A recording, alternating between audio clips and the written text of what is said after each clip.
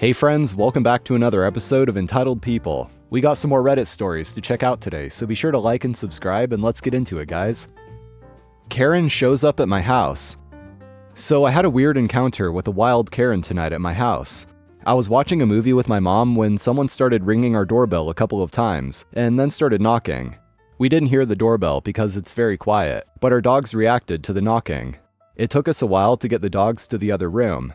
During that time, my sister heard them complain about our "Please wear a mask" sign. We have it for the at-risk people in the house, and she was a clear anti-masker. I answered the door to an older woman who was annoyed that it took me so long to open the door. At 7 in the evening, she asked me to come outside to the side of our house to look at something. I responded with an obvious no and asked why.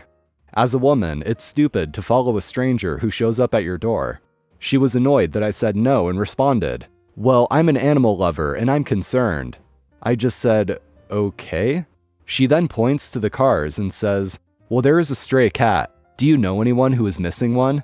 She is still trying to get me to follow her. I am obviously confused and respond no.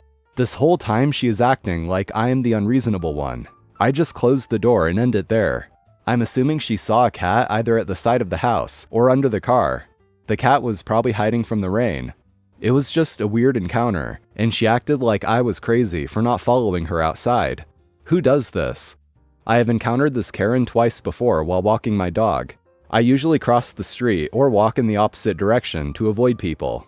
This woman followed me wanting to pet my dog. She had crossed the street to follow me. I told her no thank you, twice, but she kept approaching until I had to yell at her, no, and crossed the street again to avoid her. She acted all offended at my actions, even though she refused to respect me saying no. So on one hand, it certainly could be possible that there could be something fishy about her showing up at your door like that, especially since she asked you to come outside immediately without explaining anything first. But I find it to be more likely that she's just a weird neighbor that doesn't know how to respect other people's space, and is a bit too forward and intrusive. Refuse to teach? I'll make you rewrite your whole class. So back in college, I was getting a degree in journalism, and I only had a few classes left. One of the classes was mass communication, which was taught primarily by a professor I cordially detested. Let's call her Jen. Jen was a longtime media professional who believed that the best way to teach was to tell us anecdotes about her experiences in radio, and then tested us on the material. So she'd spend 3 hours a week bragging, then expect us to study the material on our own. Asking her about the material led to tangents about her professional life, and if you could catch her in her office hours, she'd do the same. So with no choice but to take yet another class with her, I signed up for Mass Comm and settled in. Now there immediately was a problem. There was no book for this course. There was no handouts. It was just Jen and PowerPoint. The format of the class was Jen would click next slide, tell us a story about her life, and if we were really lucky, she'd read the slide, and the story would correlate to what was on the slide. There was also only 2 graded assignments, the midterm essay and the final exam. Now I can write 1,000 words about anything, so the midterm didn't concern me, but the final was going to be a test over the slides she was so glibly glossing over. About a week before the final, she tells us the rules. We can have 1 sheet of notes, and she'll allow anyone who asks for a copy of her PowerPoint to study. My dad had told me a story once of a student gaming an open notes test, and I had nothing to lose, so I raised my hand. "Can the notes be front and back?" Jen says that's fine. "Do they have to be our own notes?" "No," Jen says. "We can get together, swap notes, all that jazz." "Handwritten or typed?" I ask. Well, now she's getting annoyed, and says either is fine. Going for broke, I have one last question. "Are there any formatting restriction?" "No," she says. And then I thank her and let her get back to bragging. Naturally, I asked for her PowerPoint, went home, and spent 3 hours copy and pasting every single slide's worth of text onto a 5-column, 4-point font single sheet of paper front and back. These are God's own notes, the be-all, end-all, the entire semester's worth of class material, all on 1 page. Then I printed 30 copies and gave one to everyone. The class tested half 1 week, half the next. After the first test, Jen came back and held up the exams and said, "Whose notes are these?" I raised my hand. "And you just thought you'd share with 30 of your best friends?" Well, you did say that we didn't have to use our own notes. For the first time in years, according to other professors I was friends with, Jen's mass comm class had a 100% pass rate. But the story doesn't end there. Next semester, an acquaintance, let's call her Lara, approaches me and asked if I still had the God notes. I said yes and sent them to her. Now, Jen had gotten wise to this and restricted notes to a pair of index cards. Lara, the absolute madwoman, managed to fit the God notes on 2 index cards. For the second time in as many semesters, there was a 100% passing rate. The next semester, I'm approached by a girl named Ellen. She came up to me and asked about the God notes. I emailed them to her on the spot. I kept them on Google Drive and asked her about the restrictions on the notes this semester. Turns out Jen had said they had to be handwritten, but we were back to a standard sheet of printer paper. Ellen assured me this would be no issue. 3 days later, she comes in and shows me that she can apparently handwrite in 4-point font, and apparently scanning and duplicating them was allowed as long as they were handwritten. 100% pass rate. The next semester, Jen ordered textbooks and rewrote the curriculum. And in the last 2 classes I had with her, she was very careful to stick to the material. And as far as I know, she never gave out her PowerPoints as a study guide again. This is actually great. If a professor really isn't going to do jack about actually teaching their students, and instead take the lazy way out and just opt for rambling, rather than just teaching the material, then you're damn right it's in the students' best interest to play the system and use the rules to their advantage. I mean, you gotta get ahead somehow when you've got a terrible teacher like this. A-hole landlord screws over a long-standing tenant, kicks him out, ends up losing house. This happened about 4 years ago. I work as a city letter carrier for the US Post Office, and this incident involved a house on my route at the time. John had been renting the house for over 10 years at this point, and despite his son offering to have him come live with him and his family, John was content to keep living in his house. It was in a poorer, rougher part of town. Drug dealers, gunshots, the occasional killing. Wasn't a very nice house, but it was home for him, and he paid the rent on time every single month. Basically a model tenant.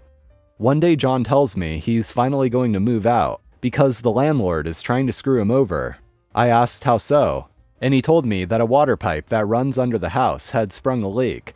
I asked how he would know that, to which he replied, "I got a $700 water bill this month." So John had called the landlord to let him know about it, that the landlord needed to take care of the problem, and the bill.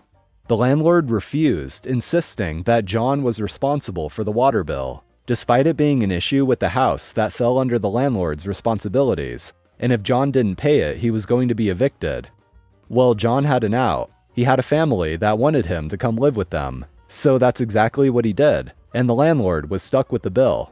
The landlord clearly had the money to pay the water bill, because after John moved out, he not only fixed the water pipe, he spent a good bit of money fixing the house up too. Presumably to make it more attractive to other renters, maybe to charge more rent, I don't know. What I do know is that he got the house rented again pretty soon after he finished the work. A group of 4 people moved in, rough-looking sort. Guess they paid their rent on time as they were there for a couple months, until their meth-making equipment turned over one night and burned the house out. It was still standing, but it was condemned by the city and remains empty to this day. Tried to screw over an honest and decent man, ended up losing his house. Best part was that John would occasionally drive down the street to check out his old house, so he knew exactly what happened. And we exchanged smiles every time we saw each other, until I moved on to another route. Random woman tries to steal my bird off of my hand in public. Be careful taking your bird in public. Someone may try to steal it. I decided today is the perfect day to pop the harness on Isadora, my sulfur-crested cockatoo, and take her out to PetSmart. I needed a pack of Aspen for the chicks, as in baby chickens, anyway. Got her in her carrier, carry her into the car, and on the road we went. She did remarkably well and didn't even get carsick. But you know what tiny detail I forgot? People talk to you if you bring a bird to a store, whether you want them to or not. I am very good at peopling. Years of retail work, restaurant work, admin, etc. have trained me in the art of small talk. The PetSmart workers were fantastic, actually. Asked the basic general questions. No one asked to touch her. Everyone kept a respectful distance and didn't overwhelm her, or me. Other customers, though, geez. There was one woman in particular. She told me she has a scarlet macaw, a Hans macaw, and a Goffin's cockatoo at home. She stopped me to chat, asked about my bird, and I gave the condensed version of the story. Isadora is 15, nearly 16. She came from an older couple who wanted a younger home for her, etc. She's doing great. She's the love of my life, etc. She asked, "So she's almost 16 years old? How long have you had her?" I said, "For 4.5 months now." "Have you ever had a cockatoo before?" "No, she's my first large bird, and I couldn't have gotten luckier." This woman, who was only in her 50s probably, so she's only a little older than me, a 39-year-old female, says, "You shouldn't have her. You don't have the experience with large birds, and you're too young to have one. You don't even look like you've got your own life together." And she reached for Isadora. She was going to take my bird. I would love to pretend like I had some witty comeback. I thought of all the good responses in the last couple of hours, since we've been back home and I've had a minute to process.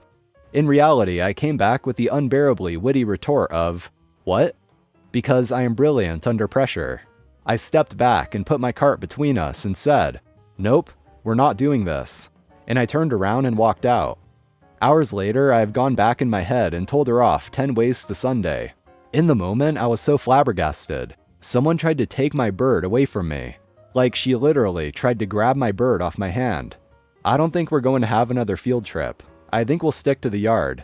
This was a stupid experience, and I would have enjoyed it more if I'd had enough brain power to yell at her and embarrass her for even thinking to try something like that. She deserved to be horrifically embarrassed. I accidentally scraped a parked car. Karen decided she was the patron saint of calling the cops and shouting from the rooftop. I was backing out of a parking spot in a strip mall and accidentally scraped a car that was parked too close. Literally parked past the line into my space. Still totally my fault, and I accept responsibility. I was in the middle of calling the non-emergency police line and writing a note for the other driver, when some random Karen stormed towards me, screaming like a banshee that she saw what I did, and that I needed to at least leave a note for the driver. I pointed out that I was literally in the middle of writing the note. Then she told me that the info on the note better be accurate, or else she would call the cops. I showed her my phone and tell her I'm already on the phone with them, but to go right ahead and call them herself if she wanted. That apparently pissed her off because she went store to store, shouting that I hit a car, and that people needed to check that it wasn't theirs. The owner of the car eventually came out, and we assessed the damage together and exchanged contact info. I still had the police officer on the line, but the owner said not to worry about it because they didn't want or need to file a police report. Meanwhile, Karen is still standing off to the side with her hands on her hips and glaring at me. She finally went away after the other driver gave her a $5 thank you. And that's going to be it for today's stories. Thanks for watching, guys. Be sure to drop a like, I'd really appreciate it. And also subscribe for more. So I'm out of here. Have an awesome day, and until next time.